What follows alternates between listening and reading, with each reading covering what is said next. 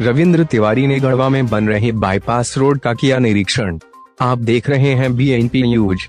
राष्ट्रीय सड़क परिवहन एवं राज्य मार्ग मंत्रालय सदस्य रविंद्र तिवारी द्वारा गढ़वा बाईपास रोड के निर्माण कार्य में आ रहे विभिन्न अवरोधों का किया गया व्यक्तिगत निरीक्षण। कहा, मजहब व राजनीतिक मुद्दों को नहीं बनने देंगे विकास कार्य में रोड़ा। जनवरी सेवा में जल्द बनकर तैयार होगा गढ़वा बाईपास रोड। उनके द्वारा प्रेस कॉन्फ्रेंस आयोजित कर मीडिया को दी जानकारी। मैं आप लोगों के माध्यम से एक सूचना देना चाहता हूं। पलामू प्रमंडल के लिए काफ़ी हर्ष की बात है कि मार्च के दूसरे सप्ताह में भारतवर्ष के लोकप्रिय केंद्रीय सड़क परिवहन एवं राजमार्ग मंत्री आदरणीय नितिन गडकरी जी का कार्यक्रम प्रस्तावित है और उक्त कार्यक्रम में ही गढ़वा बाईपास का बहुप्रतीक्षित परियोजना का लोकार्पण कार्यक्रम और जो आगे बिंडमगंज तक जो सड़क परियोजना है उसका और भोगू से संखा तक जो अभी आया है उसका और बाकी परियोजनाओं का शिलान्यास का कार्यक्रम होगा। आज हमारा गढ़वा आने का जो प्रमुख कार्यक्रम था उसमें है कि जो बहुप्रतीक्षित गढ़वा की आम जनता के लिए परियोजना गढ़वा बाईपास है, उसमें दो जगह काफ़ी बाधा है। पहला बाधा कब्रिस्तान का है। अब कब्रिस्तान के मामले में मैं आप लोगों को स्पष्ट कर दूं कि कब्रिस्तान का मामला कोई भी दावा उनका बनता नहीं। हाई कोर्ट माननीय उच्च न्यायालय में इन लोगों ने मामला रखा था। जब उच्च न्यायालय में कोई इनका पक्ष में सबूत नहीं मिला और उच्च न्यायालय जब इनको फाइन करने की बात किया तो इन लोगों ने वहां से अपना आवेदन वापस ले लिया। न फिर कोई अपील किया, न नीचे के अदालत में गए, न कहीं कुछ किए। फिर हमारा मुख्यालय जो सड़क परिवहन राजमार्ग मंत्रालय का था वहाँ से भी इनका सारा आवेदन खारिज हो गया। कोई भी दावा बनता नहीं। ये राजनीतिक रूप से कुछ लोग राजनीतिक उनको हथकंडा अपना रहे हैं। मैं अपील करना चाहता हूं आप लोगों के माध्यम से कि यह सड़क परियोजना अब इतनी आगे बढ़ गई है, इतनी बन गई है कि इसमें किसी भी तरह का बाधा पहुंचाने का मतलब है कि विकास के मार्ग में रोड़ा डालना, और यह काफ़ी अनैतिक है, गलत है। इसलिए इस पर लोगों को सहयोग करना चाहिए और हमारे जो यहाँ के संवेदक जो काम कर रहे हैं उनको सहयोग करके काम को पूरा करने में सहयोग करें।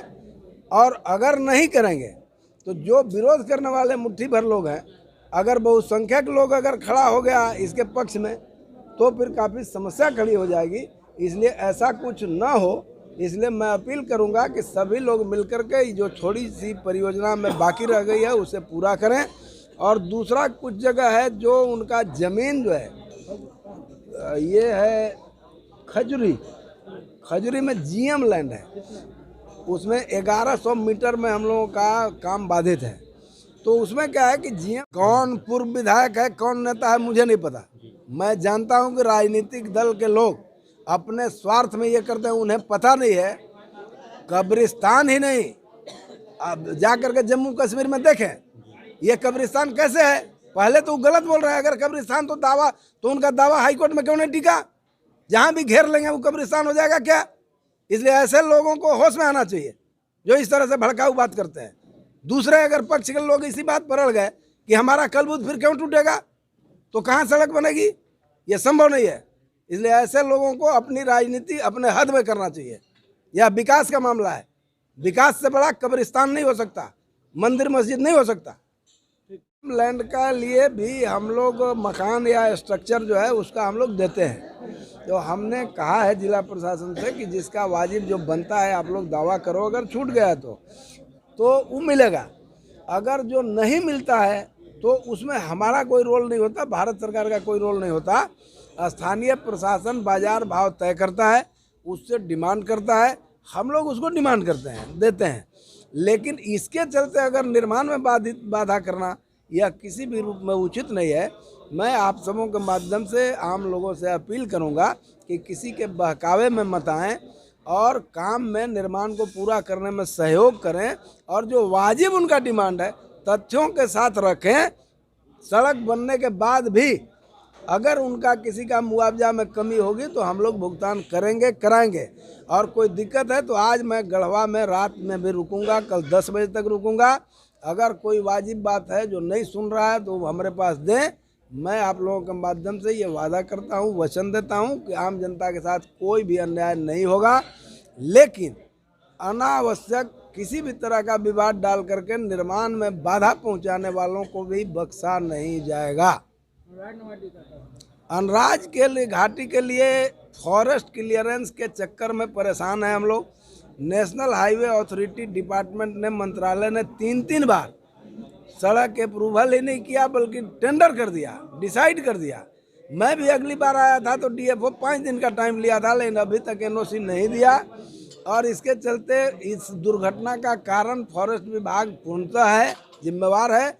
मुझे लगता है कि दुख के साथ कहना पड़ रहा है कि अगर यही हालत रही तो अगली बार हो सकता है कि आम जनता के सहयोग से हम लोग को जबरदस्ती वो रोड पूरा करना पड़ेगा।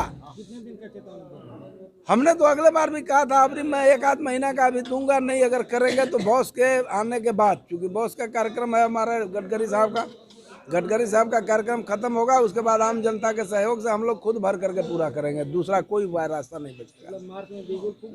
निश्चित करना ही पड़ेगा। अब आम जनता रोज मर रही है, अगर कोई भी आजा, वहाँ जंगल है भी नहीं, मजा देखिए, केवल जमीन है, केवल पहाड़ है, पठार है, जंगल इनका कहीं नहीं बचा है। लेकिन इनको अब पता नहीं क्या दर्द है देने में। अगले बार भी 5 दिन का टाइम लिए थे, नहीं करेंगे तो अभी भी टेंडर हो चुका है, काम शुरू नहीं हो रहा है, इसीलिए कि एनओसी नहीं कर रहा है।